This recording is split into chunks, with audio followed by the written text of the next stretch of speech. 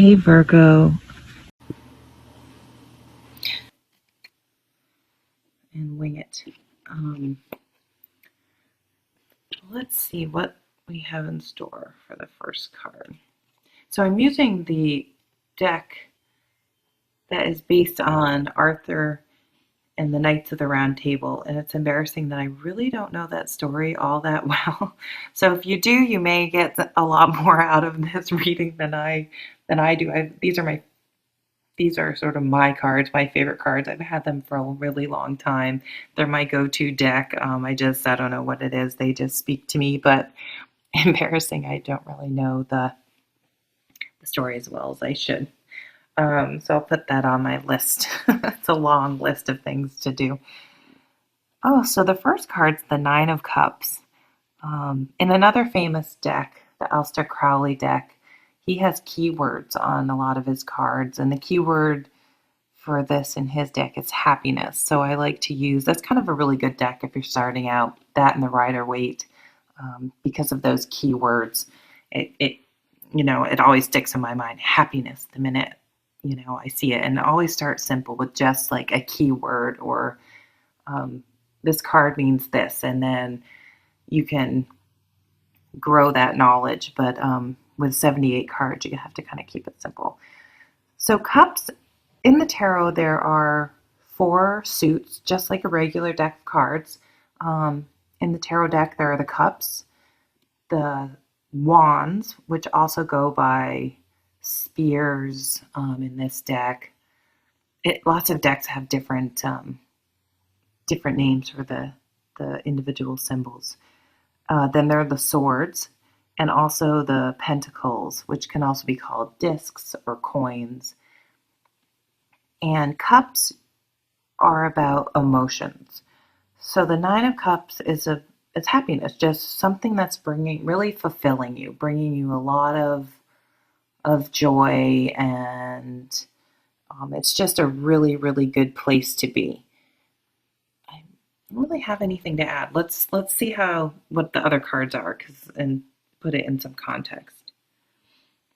Interesting. So then we have right next to it the Nine of Wands, or spears, in this deck. This is not happiness. This is more, so spears tend to point towards work, entrepreneurship. Um, it's it's things you're passionate about, and working towards. But it's not so much like artistic things. It's more business, um, making a living, things like that. So the Nine of Wands, you're in a situation where you're really feeling. So if the Ace of Wands is that first spark, that first idea for your business, it's exciting. The Two of Wands, you have a business plan, you can think of it. The Three of Wands, your ships are coming in, things are starting to really happen, and you work your way up through the numbers. And then sometimes what can happen is we'll use a small business, your own business, as an example.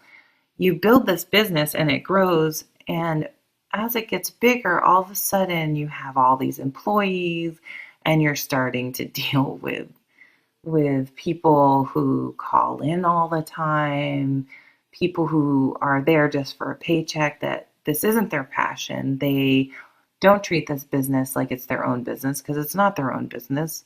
And this wonderful thing that was so exciting and you wanted so badly in the beginning can sort of come back and maybe bite you a little. So the Nine of Wands, you're kind of in one of those situations where you're feeling pretty stressed out and just sort of tired of all of this, and you kind of feel like it would just be easier to go work for someone else. And when you work for someone else, it'd just be so much easier to have your own business. Or even if it's just you say are a house painter, and it's just you know, people are putting demands on you that are, you're working all these hours, and it's just become a burden. is the way to look at it. So I gotta check out the other card because I want to try to figure out kind of, it's like a puzzle. How does this all fit together? You're super happy here, but at the same time, you're overburdened there. So let's see if this can give us any insight. Oh my gosh, this is so weird. Another nine. So the nine in this deck, it's shields, also known as pentacles, discs, coins.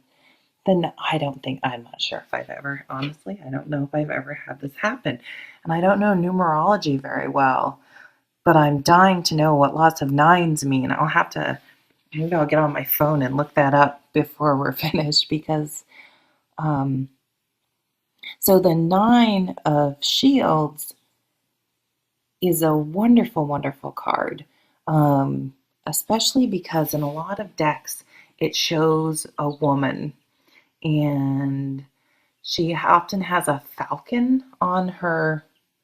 I don't know anything about this, but she's trains falcons, and which it tends to be traditionally more something a man would do. And she has this whole um, sort of estate that she rules over and takes care of. She's extremely self-sufficient, and can handle. She's just very capable. So this card is about feeling really good about things. You've really accomplished something. Um, it does tend to point towards home, family, art, more the artisans, like being not, instead of a house painter, being a painter of art, not to put down someone who paints a house, but it's more of art than a trade. It's instead of someone that just frames houses, this person makes fine furniture. It's a craft. So this person has really gotten to a point in their life where as they go through from the ace, starting out learning how to do the most basic thing in whatever they love, um, they've gotten to a point in their life where they really have a lot of confidence because they've worked really hard to get where they are, and they deserve it. They've put in the hours, um, and they put a lot of care and attention into everything they've done, and they're reaping those rewards. Wow. So, gosh, I'm just I'm not even sure. Let me just take a second here and look. I do tend to read the middle card sort of as the focus and the surrounding cards as more sort of supporting. So I think I talk a lot about getting perspective from the tarot cards. Let's really remember, look at the big picture and look at how far you've come. You have a lot of happiness here with the Nine of Cups. So you're emotionally happy. You've built a solid family. You have interests outside of work that are really fulfilling. Um, and so if if one part of your life is sort of really getting you down, it's temporary. The things things will not stay that way.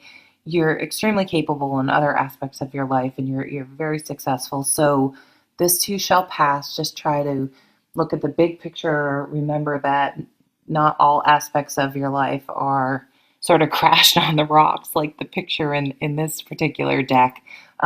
It's temporary. You can get through it, and you have a lot of things to be thankful for and grateful for.